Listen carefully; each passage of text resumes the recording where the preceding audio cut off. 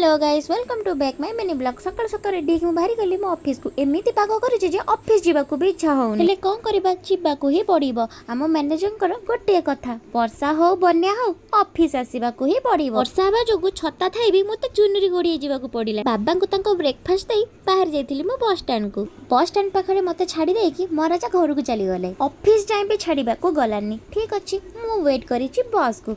आज जाए एते वेट कहा पाई भी करिनी जेते कि ए मो बस पाई करिछि। तापरे आसी कि मो बसेथली मो बस रे एमिति ठंडा ठंडा हवा बाजुथिला जे भिजे कि पुनी ठंडा ठंडा हवा। ऑफिस रे आसी पहुंचे देखे तो मैडम हमर पागली भलिया होचंती से भी टेंशन रे। तापरे ऑफिस रे आसी कि मु फ्रेश हेई कि आसी बसी जाइथिली एई माकड़ महाराजा को पाखरे। ए महाराजा दुनिया उल्टी जीव हेले फ्री फायर खेल केबे सरीबनी। तापरे मां बनै देथिला मते पिठा छेना नडिया पूरा खुशी खुशी रे ताकू खाई नै आसी बसी जाइथिली मु टीवी देखिबा पई। मते कमेंट रे जणेबे तो एई सॉन्ग रो नाटी कोन। वीडियो टी को मु एडी एंड करूची। Tata good night love you all. आहा मो चैनल को सब्सक्राइब करबा को जम्मा भी भूलिबेनी।